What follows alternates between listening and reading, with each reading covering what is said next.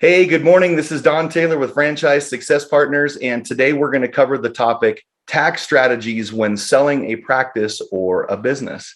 And today I've invited Michael Reeder with Swartz and Reeder Advisors out of Chicago, Illinois. Michael, thank you for joining us. Thank you for having me, Don. It's great to be here. Yeah, I appreciate your time. So, Michael, the reason I invited you to come on today is, and you may recall, I work with a lot of doctors and dentists, as well as other people that have other businesses too. And one of the things that has come up with me quite a bit, especially with my doctors and dentists, is they'll come to me at a unique point in time, which is typically towards the end of their career. They are getting ready to sell their practice and parlay into retirement. And so what's happened quite a bit is these folks will visit with their CPA, and quite a few of them have elected to sell a practice and then invest in another income generating business for their retirement during the same calendar year. And, I thought who better than a CPA to try to explain to us, how that type of thing works, whether you're selling a practice, selling a business. Seems like all the rules still apply there. So let me walk you through a scenario, Michael, that's pretty standard on what I see. It's a doc with $1 million practice, right? So they're going to have a blend of some hard assets there and some goodwill, and they're selling their practice, and they're going to have tax implications from that, and then they want to essentially invest in another business to mitigate those taxes. Can you help us understand how that works? Absolutely, yes. Thank you, Don. And thank you for providing context on the example. So in a situation like that, what will happen is when the doctor is selling their practice, they're most likely looking at a capital gain event. So they are selling. They're doing an asset sale from the sale of their practice as the seller, and so the assets being sold there are some hard assets, maybe like some dentist chairs or, some miscellaneous office equipment around the practice, as well as goodwill.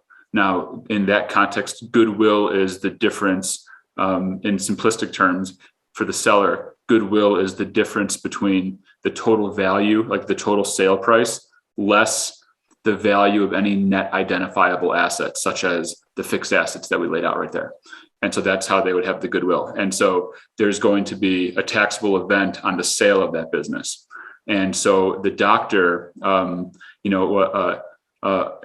you know, Don, because you work with doctors, dentists, et cetera, all the time, to buy businesses, they want to look for ways to buy a business, but at the same time, mitigate their taxes, especially in the year when they're selling their business. Mm-hmm. And so when they're working on the other side as the buyer to invest in the business as a buyer, mm-hmm. There are going to be some tax attributes of that investment that is going to help mitigate the capital gain event from the sale of their practice. Now, for example, let's say that they invest in a business. In a franchise business, they're working with Don Taylor, one of the country's best franchise consultants. And Don is not paying me to say that; it's true. Just wanted to bring some fun there. When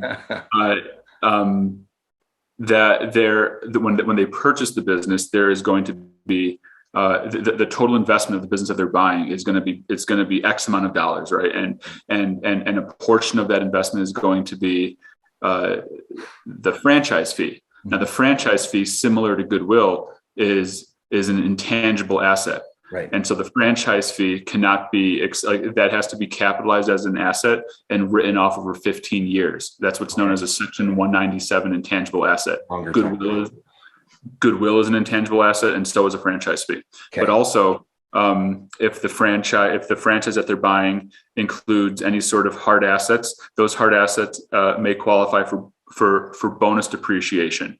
And then also not only the hard assets, but any sort of build out, if there's build out that's associated with the business that they're buying, may qualify for what's known as Section 179 depreciation, which is, so whether it's bonus depreciation or Section 179 depreciation, or even if it's just being written off, as a regular asset, as a regular fixed asset that may have a useful life of 5 to 7 years, having that accelerated bonus depreciation or the Section 179 or a life of 5 or 7 years it's accelerated depreciation. What they can do is they can build up the tax loss of that business purchase in the year of purchase in alignment with the sale of their business in order to absorb a big piece of that capital gain event. And so it's a great, so they're investing in an income producing business and at the same time mitigating their current year taxes.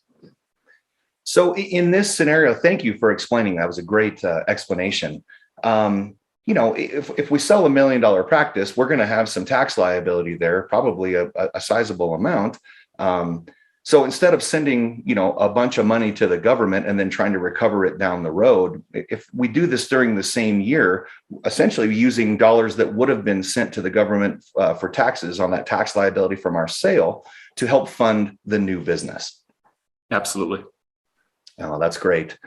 Well, Michael, listen, I really appreciate you coming on. That's kind of been a tough topic for a guy like me to explain to people. And it's just certainly a lot more credible coming from a person like you. And everybody, I want to make sure at the end of this video, I'm going to put some text in. Michael and I did an introductory video recently where he walks through the different services that he provides.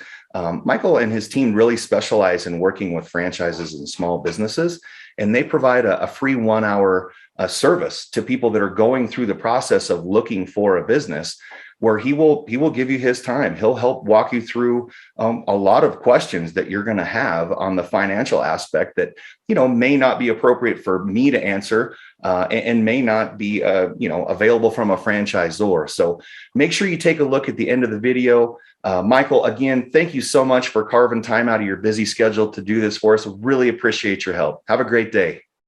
My pleasure, Don. Thank you.